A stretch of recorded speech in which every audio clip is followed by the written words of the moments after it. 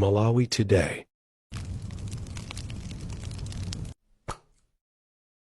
Posa chedapa tikupasirani kuyankhula kwa the DC ambiri mmadandaula ngati siku limenelo DC satuluka mmadera nkhawa mmakhala ngati mwatha chaka musanamve nkhani zenizeni, ndipo ndimadziwa kunena kuti ambiri mmakonda the DC. Koma nodziwani ngati DC satuluka siku limenelo kumakhala kuti kulibe nkhani zenizeni kapena mwina ndatanganidwa ndi nkhani zina, chifukwa kwina kuso timathamanga kuti kanchere kapezeke, komanso kwina kuti kukutumikirani inu a Malawi. Komanso sindimafuna kuti ndizingobwera for the sake of kubwera koma ndilibe nkhani zenizeni, chifukwa ine nkhani zanga sindipeka, ndimalankhula nkhani zimene zili pa ground. Lero ndabwera wokwiya kwambiri pa 12 July, ndabwera wokwiya monga mene anabwerera Yesu muchali chinthawi imene ija ataona za uchisiru zimene zimapangika muchali chicha abambo wake, anapita mmene muja ndikukatibula monse. Lero nditibula ndipo sindiyang'ana mbali ya, sindiyang'ana nkhope, ndiswa wina aliyese, chondigwera chindigwere, koma ndikuona ngati Malawi muno mwachuluka uchisiru kwambiri, kuwatenga anthu osauka ngati makape, anthu osaganiza, kumaona anthu osauka ngati ndi osaphunzira. M'mizi mutu muli anthu amene amavala masanza koma ali wophunzira, koma umphawi ndi umene ukuwapangisa kuti azioneka uchisiru, ndi mmene akupangira andale. Ndi awo angogawa ndalama, koma angogawa ndalama kaya ndi za sataniki kaya. Ife timakuwuzani inu a Malawi musasusukire ndalama izi. Ndalama sizimayimiridwa pa nsewu ndikumagawa kwa anthu, kumangonyamula ndalama zosaziwika kumene zachokera, ndikumakuwuzani kuti tiyeni basi imani panzere muzilandira ndalama. Ndipo izizi ndi zachilendo. Mbuyo mose mutaonapo mapresident osiyana-siyana, koma sanapangepo zangati zimenezi zomangogawa ndalama, kuwapangisa Malawi kusanduka opempha, Malawi kukhala mabegazi, Malawi kukhala zisiru. Kholo la nzeru limamuphunzitsa mwana kuweza nsomba, kuti siku lina kholo lija lizakakhala kuti lachoka olola mwalira, mwana uja azikapita yekha kumsinje ndikumakaweza nsomba. Izi zikupangika zomalowa kusanjika, zomapita ku Chikoko Bay, zomapita ku State House ya Kamuzu Palace, kumapita ku Tunthama, kumapita ku Mzuzu, kumakapasa anthu ndalama. Ndi uchisiru weniweni umene sunayenere kumapangika ndi president. Ndipo amene inu mumamuzungulira president, bwezi pano mukumamutani, mukumamulangiza, koma nanga si even ma advisors ndi zisiru zokhazoka, manyaka okhaoka, ma ministers ofoira okhaoka. Timathokoza kuti alipo ena mu MCP muorganiza mwa positive, koma ambiri ni makape omangoyimba mmanja zina zili zonse, uchisiru weniweni. So mwatitola lero ndabwera molusa kwambiri, ndipo chondigwera chindigwere, ndipo ndilirede, ndipo wina akapusa azapita nane. Izi ndiye ndimanena time and again. Lero ndikubwera ndi nansanganya, ndipo ndili mitu yonse imene ndili nayo ndiyokwiya yokhaokha, mitu ya ikulu. Ndikuthamangira ku ma estate, makamaka Makande Tea Estate kuthyolo, kumene akulu akumeneko akuzuza anthu.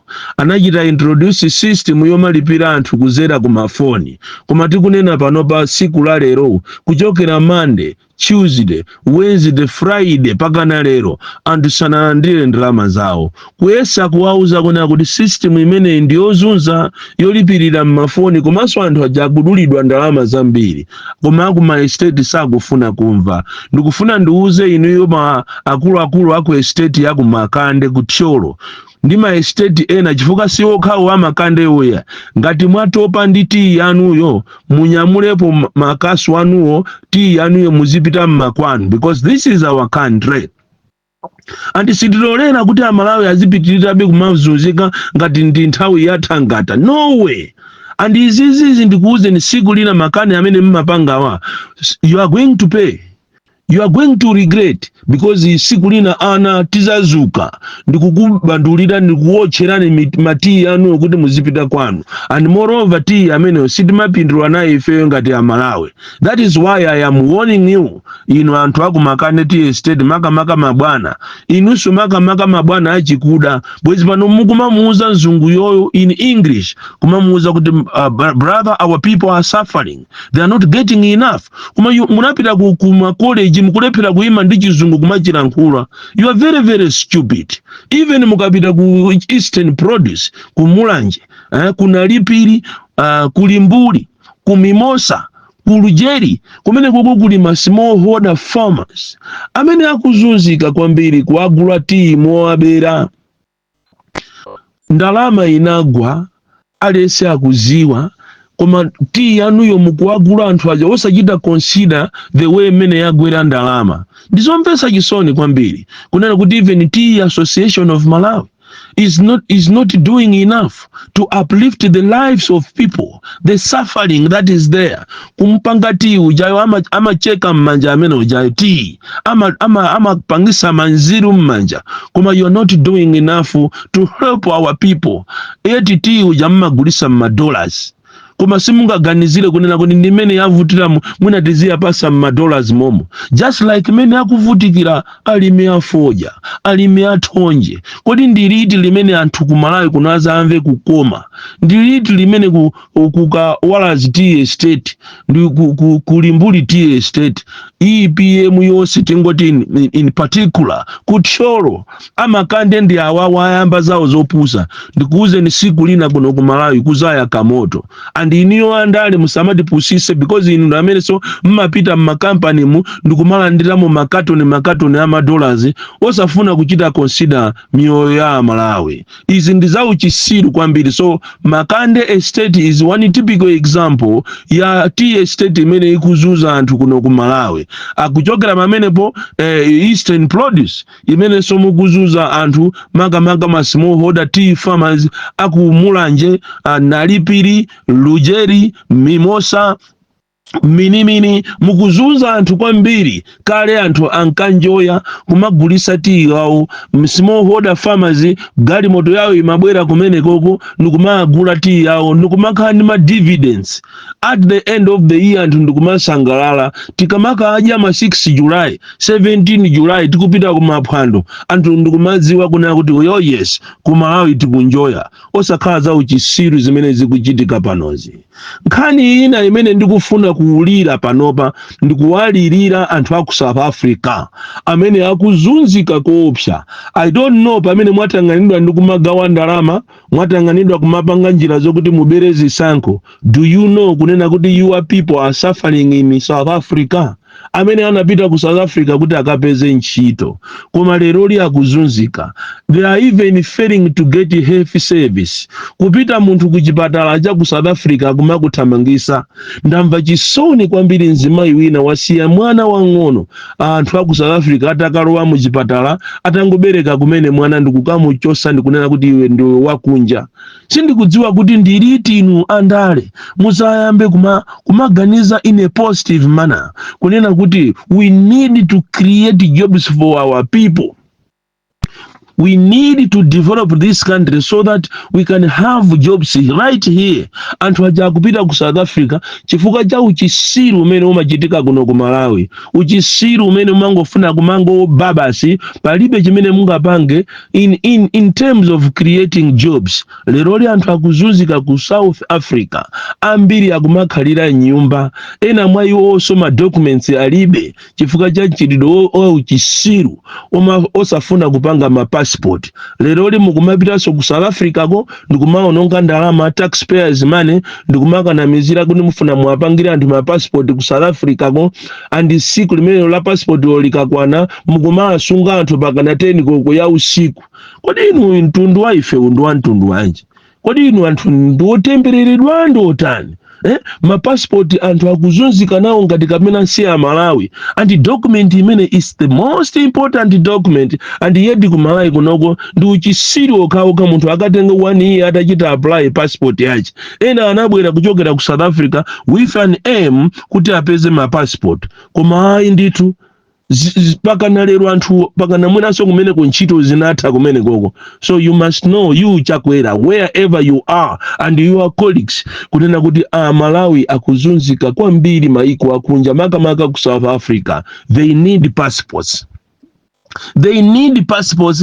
You need to revamp your system. You need to change the way you are doing things here in Malawi. Kuma mwatanganidwa ndi ku babas. Apapa ndi pamene mukutanganidwa inu kutati kaya mufune musafune mukawine zisankho kaya muchite shed blood. Ma training osiyana kumapangisa anthu kunena kuti siku limene lili kusazakhale kuvota ya koma kuzakhale ku dictation.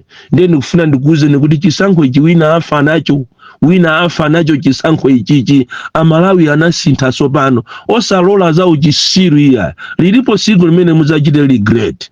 Nkhani ina ndikufuna ndipereke warning kuja kumachedwa ku ACB. Komanso ndipereke warning kuja kumachedwa ku Paramount Holdings.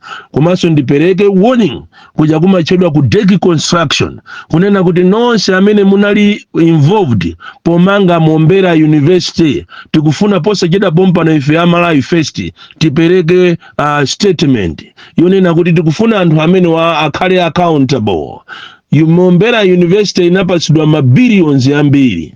Ndipo sindikudziwa kuti anthu akumpoto anakulakwirani chani ino ya Malawi. Mombera University has stalled now. Kulibeko china chilichonse and yet kunaperekedwa ndalama. Ndiye tikufuna ino ma contractors, you should explain to Malawians. Makamaka Paramount Holdings komanso Deki Construction ndipo ndikuchula mopanda mantha chifukwa ndalama zimene munalandira kumene kukundiza Malawi. Tikufuna Minister of Transport Jacob Bohara, you should explain to Malawians kodi ndalama za Mombera University zapita kuti. Tikufuna Minister of Education, Higher Education komanso nthawi imene analipo Awilima mulongosole including Jesse Kabwira mulongosole kuti ndalama za Mombera University zinapita kuti. Bola atu nthawi itu ya ujeni Peter Mutharika anayesesa Peteryo nthawi yake ndikupanga tala ndikunyambitisa tala okongola kumene koko. Koma up to now atangochoka mboma ndikubwera afisi inuyo palibe chimene chachitika ku Mombera University.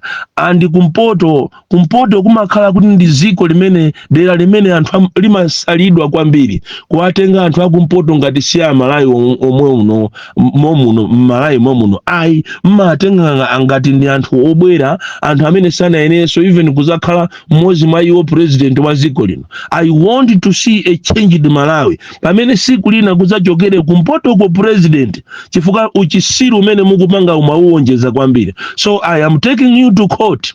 Mwina mmaona ngati timakusekerera nena ife timakusekerera tipanga mademo anyo komanso I will take you Minister of Transport ku court, ACB ku court, Minister of Education ku court, Minister also ku court komanso ma contractors amene muli nawo abale anu ainyaji ya Deki Construction mafoni sakuyankha Paramount mafoni sakuyankha muwauzire kunena kuti wamisala wachamba ujayo osaphunzira uja ati akukutengerani ku court akufuna aziwe mayankho yeni kuti ndalama za Mombera University zinapita kuti.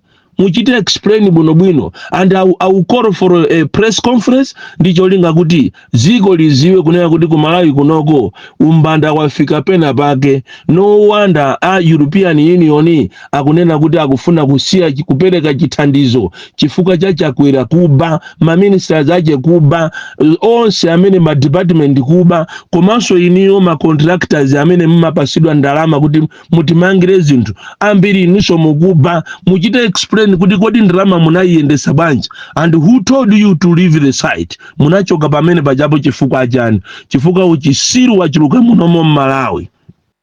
Kutitenga ifeyo ngati anthu osazindikira kumangotibera ndalama year in year out. Ndalama zonse za budget kukangoziunjika ku State House wapasa anthu andale kuti aziwo azilemera Amalawi azizunzika azilephera mankhwala muzipatala ana azilephera sukulu zakudya zizisowa muno Malawi. Ndinu anthu ofoira kwambiri, ndinu anthu opusa kwambiri. Ndipo ndifuna ndikuwuzeni iyi ikhale diri yomaliza.